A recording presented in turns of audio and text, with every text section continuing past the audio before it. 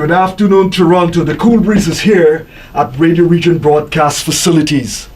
It is my distinct pleasure to introduce Bob Wegner to radioregent broadcast facilities in Toronto. My name is Curtis Anthony. I welcome Bob to our studios.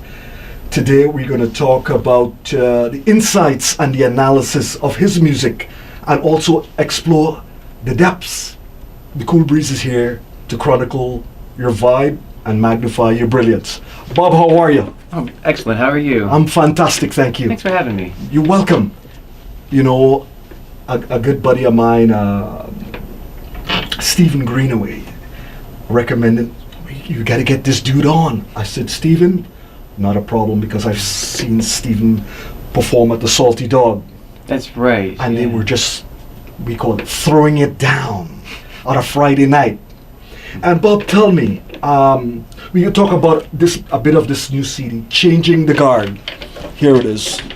Cool. Changing the Guard. It has some really nice track. You seem to have a sort of a pop, folky kind of a rock groove. How would you describe it? Yeah, it's funny. That's the question the industry people always want to know. Give me one word to describe it. Ugh. I don't know. That's probably a good way of putting it. There's a lot of different influences on it. Right. I mean, yeah, those tracks. Well, the first one, right. 58 Feelings, has of course a chamber baroque type thing because I've got a string quartet on it. Mm-hmm. Whereas the other two tracks are kind of inspired by that 60s British folk kind of thing. You know, guys like Bert Jansch and Yes. John Fahey, although I think he was American. Okay. But that kind of, you know, that kind of folky thing like that, where guys are playing in different guitar tunings. Mm-hmm. So, because of course the guitar can make a lot of different things happen in different tunings because, you know, open strings sound different from fretted strings. Okay. So, by trying out different tunings, you're also not really sure where the notes are because they're in different locations. So it's a little more intuitive. Right. And it's less cerebral. Okay. Right? So you can kind of almost close your eyes and just find things that you're not sure where they are. But in regular tuning, a guitar player gets to know the guitar so well. Yes, become one. Yeah, right. So that's a good thing. But in terms of trying to write, maybe it's a bit limiting because you know where all the notes are, so you're thinking about it more, right? Okay. But if you don't know where the notes are, it's kind of like a kid with a crayon. Just we'll draw something. Right. Right. Right. So I had to kind of pick up the crayons for this, I guess. Wow. Now, how many albums do you have in your collection, Bob? Of my music or other Yes. people's music? Mm-hmm. Your music. Oh, my music. Oh, this is my first one. Oh, okay. Nice. Tell me what it is so special about this album that inspired you to produce this. I think just basic necessity of, after a while you just realize, okay, I've got enough material now. Okay. And you just realize, yeah, it's time. Because I think if you're a musician, I think it's, you know, not every musician writes, but if you can write, I think it's important that you have something out there and you kind of leave footprints, a bit of a trail behind you, because you know, music is whatever it is at any given time, and it evolves, and it's nice to be able to contribute to that evolution, just put your little stamp on it in some way. Absolutely, and they become your babies and you send them into the world. They are. And that first track, I really feel like a proud papa because it took many people to make that track. Okay. Because I had the string players on it and then later play it live. And so it's different when it's nice when it's just you, and especially if you're a bit of a control freak. Okay. But if you have other people too, then it's great. Then it's kind of a team effort. Okay. Bob, I've got to ask you. Yeah. Who inspired you when you were coming up with music? Oh, there's so many musicians. Throw some names up there. Well, it's very unconventional. Because I knew of Canadian bands like Max Webster and probably Rush before I knew about the Beatles. Really? I knew that stuff when I was 9, right? Okay, all right. So, but as a guitar player, so of course initially I went down some of the more traditional paths where I was really into Led Zeppelin. Jimmy Page was a really big deal. My man. And then later was Steve Howe from Yes, and he really opened up a lot for me to see, you know, how versatile a guitar player could be, right? Right. And then I found guys like Tommy Emmanuel. But then, of course, then you leave the guitar world for a while, even if that's your primary instrument, because you learn different things by listening to people who play other instruments. Okay. For instance, listening to Miles Davis. Oh. You know, if you listen to guys who aren't guitar players, a lot of guitar players, I mean, because phrasing is everything. Yes. And sometimes you can just play. Right. But picture it like a horn player. Yeah. You have to breathe. Yes. Right? So you have to have a phrase. It's almost like spoken conversation. Mm-hmm. And I've just found that the British rock guitar players spoke more like British gentlemen, and where they had phrases and the breathing space between. And I find guys like David Gilmour and Brian May from Queen and all those guys had that English gentleman flavor to what they did, and so ultimately that connected with me far more than guys who played way more notes for much longer, right? Right on. So because Miles Davis said, space. This is spaces. Is a note too. Yes. That blew me away. I go, wow. He's right. Oh, the sketches, sketches of Spain. That's the one where the space is just as important as the notes themselves, right? Tell me, Bob. For those of you just tuning in, Bob Wegner is here with the Koolbreeze Experience on a Friday show. This is a special show today, and we're in that Christmas spirit, mixing everything up. But Bob, tell me, when you're alone with your instrument, tell us about that intimacy. Ooh, oh, you asked such a nice question. Thank you. I don't do that as often as I used to tell you the truth. But when you do have those moments, yeah, sometimes you just play existing things because you're happy playing them, and sometimes you pick up and you're kind of inspired to write. Yeah. It's such a difficult question because every time is different. You don't want to intellectualize that too much, and you just kind of do it when you want to do it. Okay. But I play other instruments too, and so you have different ideas and different vibes when you pick up an instrument with only 5 strings or 4 strings.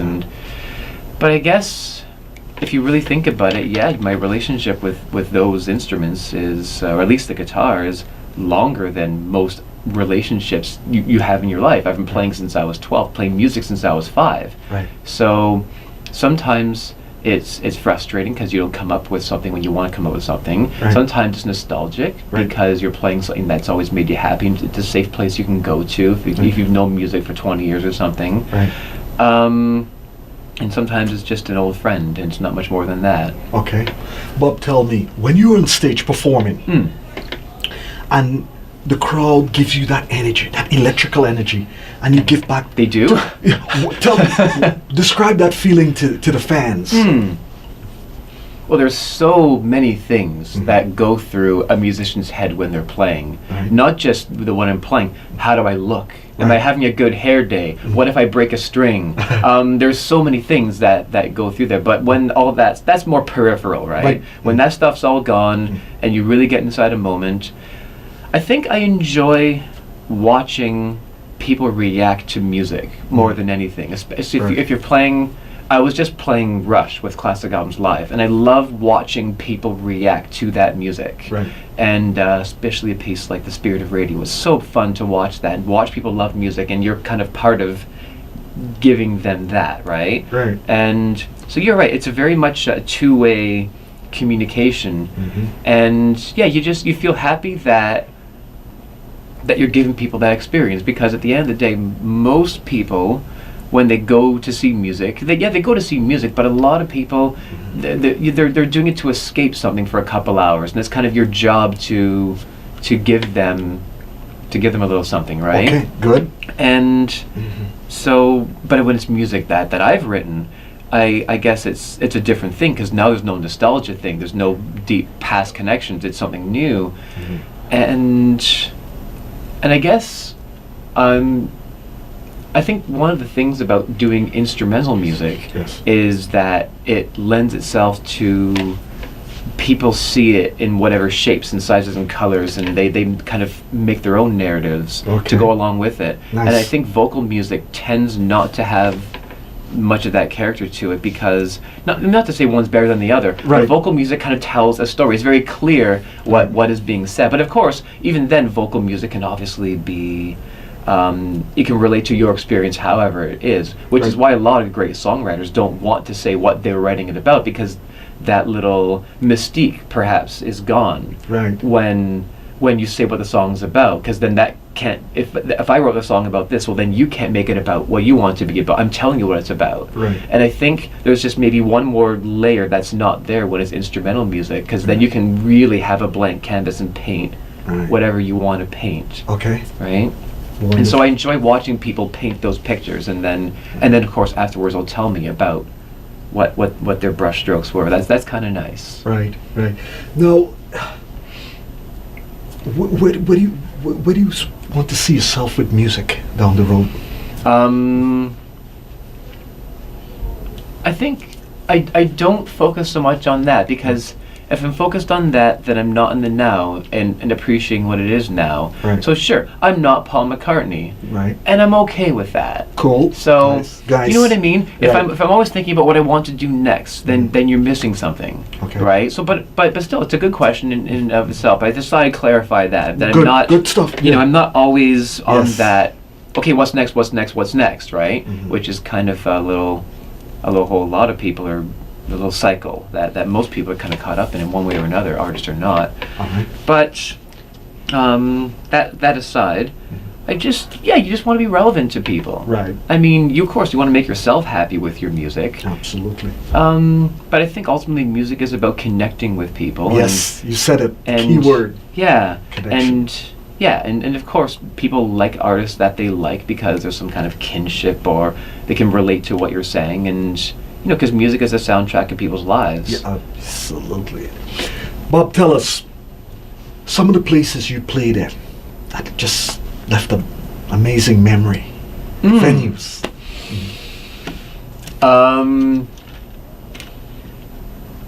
Philadelphia Academy of Music. Why? Well, never mind. People Google the Academy of Music in Philadelphia and just look at what the theater looks like. Okay. Number one. Number two, because the history in that place. It's one of the oldest theaters in the United States, Right. and the list of artists who performed there, anything from, pretty sure, I mean, of course, more modern things, and musical theater and rock concerts. But then in the 50s, you had, I think, Bob Hope and Lucille Ball doing their comedy thing there. In the 1910s, 1920s, you had guys like Igor Stravinsky doing their American premieres of things like The Rite of Spring. So there's incredible history in a place like that.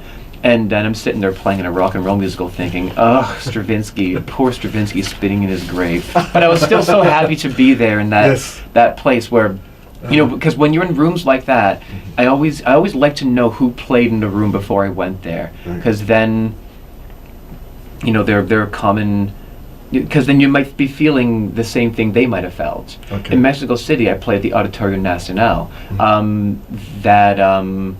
There's a recent Paco de Lucia film that was made, and I recognized the backstage from this film. It was a documentary about his guitar, because of course he passed 3 years ago, and I was in Mexico when he passed in Mexico. Right. So close. Right. And I recognized the backstage of this theater in this film. So that probably, of course, that means he played there as well around that time, or maybe a bit before. So you're conscious of that, especially when you go into a venue. The backstage almost always has the autographs of the people on the wall, or just the photos of the people playing, and say, hey, thanks, we had a great night that night. Okay. So that stuff, that's probably why it's there, so the artist can go on stage and just know the history and who has played there. That's a pretty common thing, actually, for theaters to do that. But in a place like that, I think that's one of the bigger venues in Mexico City. And in fact, the '68 Olympics had some of the gymnastics events there, Okay. which is kind of bizarre, because it's not a circular arena type venue. It is more like a theater, Right. with the few levels, but they still use that for the Olympics. Okay. So it was neat playing in a place Right. and going in there after being escorted by the police because it's Wow. Mexico City, and knowing that that the Olympics and all these different artists who played there. I mean, you name them, everything from Western music and world music have played in that theater. So that's really nice when you know that you're sharing in that same place they did. Good. Do you have a favorite brand of guitar you like to play? Well, my number one that you heard on the last two tracks is a Taylor, and I got it when I was 20. It's and it was a complete stroke of luck finding it because I was cluelessly pursuing. I needed a new guitar. Yes. And just yesterday I played a $3,500 Martin, and I don't like it as much as my Taylor. Really? My Taylor it's under $1,000 when I bought it new, Right. and I don't know, it's so bright, and maybe I've worn in the neck, however it needs to be worn in, but I just have not yet played a steel string guitar that feels as good as that one, even though it's not entry level, but it certainly isn't, whatever the 200 or 300 or 500, whatever they call these. This is a 100, whatever it is. I don't even know that stuff about guitars, but whatever it is far from the best Taylor of its type. Oh, man. And I've played the better ones, and I still like mine more. Great. So that's the one. Bob Wegner, guitarist, composer, music historian. Bob is a professional musician who can't remember the last time he paid to stay in a hotel room. I like this, that email you sent to me. It's hilarious. I said, I've got to bring this out. In 2006, he was selected by Queen's Brian May and Roger Taylor to play guitar in my first of many incarnation. His debut solo album called Changing of the Guard was released on December 3rd. It comprises of 12 tracks. He also was credited as photo activist in the Max Webster box set The Party. Oh man.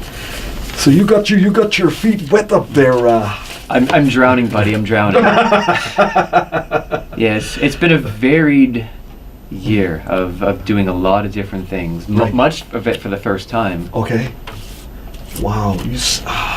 Man. It's unbelievable. I like to get when I called you and we tried to nail down a schedule for you to come in on my show, we couldn't do it. It took a little while. We couldn't do it on my show because of your touring schedule. Yeah, sometimes I'm a moving target, but Yeah. I'm glad we got it worked out. Yeah. And I said, you know what, Bob, I've got to find some time slot where I have the time, you have the time, and just lock this thing in, because I think Stephen Greenaway was getting a little excited himself to get this interview done. Yeah. Now, tell us a bit about of yourself, of where you grew up. Yeah. Well, I wish I had some kind of story where it was, I grew up on the Lower East Side of Manhattan, and my street was crawling with actors, but that's not the story. I grew up in Hamilton. Okay. I had a pretty quiet childhood. Right. And yeah, most of my family was there. Some family was sprawled around here and there, but basically that's where we all were. Okay. So I had a pretty ultimately normal, whatever normal is, I don't know what it is. But yeah, just kind of a quiet upbringing. Went to school, did my thing, Right. and just played sports the way any kid would play them. And I did music, and of course the music thing eventually kind of took over. Right. Right. Tell me about today, with some of the music you're hearing on the radio, music that does not nourish the public, vulgarity, disrespect for civilization. What is your analysis on that? Well, there's a difference between music and music product, Mm-hmm. and everything has its audience, niche or not. And nowadays, I still say the music business is in far better shape than it was, say, 20 years ago. Because, 100%. Okay. Because everything's available on the internet. You don't have to go through a record label to get some semblance of distribution to get your music out there, right? Okay. The internet does everything now. All right. Pretty much everything anyway. Mm-hmm. So whereas things were just limited to whoever got a deal Okay. back then, right? All right. So yeah, absolutely.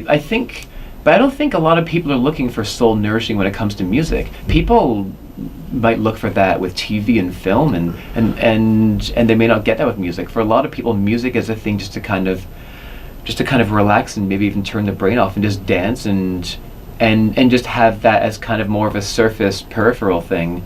But of course, tons of people are still seeking music with more depth. And if that's what they want, then there are avenues you can search for that. You're not limited to just the radio, right? Right. You've got all the streaming channels like yours, and satellite radio, of course, even digs deeper than most terrestrial radio. Right. I mean, I'm still on terrestrial radio. You still have the CBC, and Yes. you've got the classical and the jazz stations, and those I things on the left understand. side of the FM dial. You Yes. still have that, Yes. right? And the CBC is very, eclectic in what they do They do. on Radio 2 and 3 especially. Mhm. So that stuff all exists. So there's definitely enough choice out there. If people have a craving for wanting to hear something, then they can certainly look for it. I mean, kids these days, they know everything. They do. Kids are so bright, and I used to teach lessons, and 15-year-old kids, they knew all the pop music because that's what their friends listen to and whatever. But just because they have YouTube, you watch one thing, and then there's that right panel of all the next things that it wants to link you to by that artist or related artists. And so, yeah, you got kids listening to pop music, but they also know Led Zeppelin, they know Nine Inch Nails, they know films from the 1980s, and they have a wide breadth of what exists. Yes. Tell us, what do you find to be the most challenging aspects of recording a CD? Getting past yourself and your own limitations, because so much of it is mental. Picture a figure skater in competition. This is stuff they can pull off at the practice rink anytime. Those triple combos, Axel Lutz, they can rhyme it off. And at the end of the Olympics, the World Championships, then there's a day at the end where they just do the exhibition, and no one ever falls during the exhibition, right? Because they're not competing. Of course, they know they can do that. They're just basically, there are other skaters. They're competing against themselves. Right. It's whoever keeps them most mentally together. Brazilian Jiu-Jitsu is a ground game that is a mental game, right? Yes, it is. More than it's a physical game. Right? Quite true. So many of these things in life are mental, and you're competing against yourself at least as much as you are against others. Right. And in music, red light fever, when that thing's recording, it's in your head. You got to get over yourself more than anything. True.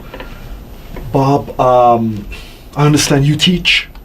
Yeah, not so much anymore, but I How certainly long? used to quite a bit. Yeah. Yeah. What do you teach music? Yeah, I taught private lessons, teaching guitar, kids of all ages, Okay. anything from ages 4 to 80. All right.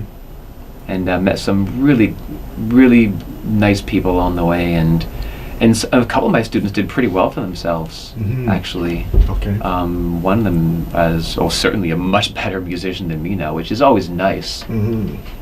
But it's been a long time since I've really been teaching, yeah. Okay. How important is the 10,000 hours of music, the woodshed, for? I guess it's arbitrary, ultimately, whatever the hours are, but Okay. whatever it is, you have to put in your time, for sure. Good. Yeah, absolutely. Yeah, I know the Malcolm Gladwell, tipping point thing. Yes. Yeah, generally he's right, sure. You definitely, whatever the number of hours are, in high school, 5 hours a day for years. Right. It is what I did. Right.